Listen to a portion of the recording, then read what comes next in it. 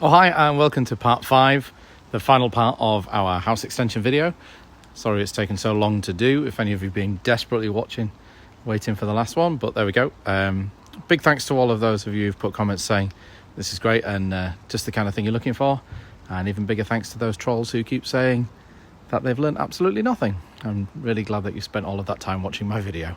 So yeah, the final thing, all the decorating, everything done. It's been done for quite a while now, but I just haven't had a chance to do the video. So this is the outside. You'll see we've got a patio done outside, which is flush up with the doors, which took a bit of work, but has worked out really well. We've got a little bit of fascia put in with a Eco drain, hex drain going down the middle of it. That seems to work really well, and that's just connected into the fall pipe. So that seems to be working really well. The manhole, which we had loads of trouble with originally, is built into the patio, as you can see. And then the patio, we just put a little box hedge around, which will grow in time. Outside lights on the outside, up and down lights, as you can see, which I think look quite nice. Just to finish it off. And then things like an electric socket on the outside, which is quite useful if you were to need it.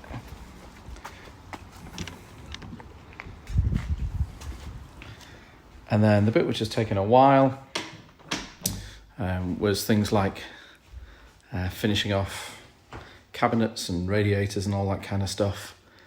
But as you can see, the fire's in, the inset fire that we built a hole in the wall for. All the plastering, all the decorating. The radiators we put on ourselves and decorated all ourselves. You can see big space, really light, really airy. Big radiator on the wall. And then this is where the boiler is hidden behind, which I made this. So there's a kind of drinks cabinet going on, which you wouldn't tell there's a boiler behind. And the glass panel at the back of it is just a false panel, so you can take the panel out and just access the boiler if you need to. Hopefully the numbers of time you need to get to a boiler, it's a couple of minutes if that, just to take the panel off and to take the glasses off and stuff to get it serviced, but that's about it. So the fridge, and then the washer we've hidden in here. So yeah, I don't think you tell that there's a boiler there, so that's all that one, and it gives a little bit more extra storage. The paint, we decided with the money that we've spent, we just buy some Far On Ball and did it in strong white, and then white on the ceilings, and then all the skirtings we painted before they were fastened to the walls, so that made things a bit easier. I think they're Mole's Breath or something. The floor is LVT, luxury vinyl floor tile, which was fitted by Tappy Carpets, and they were really great. This stuff seems really, really good for bridging any gaps. The guys did a really good job at levelling up the floor and getting it all to flow through from where the original rooms were. Yeah, that's about it. The bookcase that I built, there was originally 2 shelves on this wall. So the middle 2 shelves on here were already built into the wall, 2 massive pine beams. So we just made that a bit bigger. So good storage space, and again all the cupboards underneath. They're really helpful. They've got our daughter's toys in there, so loads of stuff in there. TV on the wall with all the cables hidden behind. This is kind of a multi-purpose kind of playroom sort of thing. So with the rug on the floor, so our little girl can play in here, and her table and stuff. And I suppose this room is kind of designed to be multi-purpose, in that we can move the sofa into this section if we want to, and then extend the dining table all the way through the middle at Christmas or something like that. Not that we're allowed anybody around at Christmas, but yeah, you get the idea.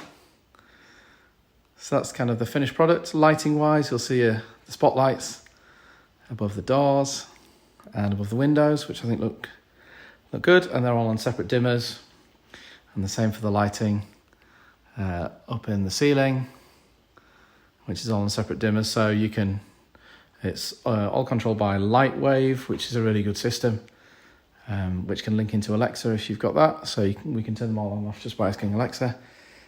And then the fire, which we mentioned. You can change the colours on it and stuff like that. And that was bought off eBay for about a third of the price of a brand new one from somebody who was selling it. So hopefully this has maybe given you some ideas. I know that, as I said, we got loads of ideas off of eBay, off of YouTube for people who were doing these projects and seeing what you could do and good ideas of things. It's worked out really, really well for us. We're absolutely delighted, having been living in it for a fair few months now. So hopefully that might give you some suggestions and some ideas. It's really strange now to think that there was a window there and you couldn't get through there, and then in that big opening, our little dining room and our tiny little utility, much better like it is now. So any questions, if there's anything I can help with, by all means please just put into the comments at the bottom and I'll try and answer any questions. But otherwise, thanks for watching, and if you're building an extension, good luck.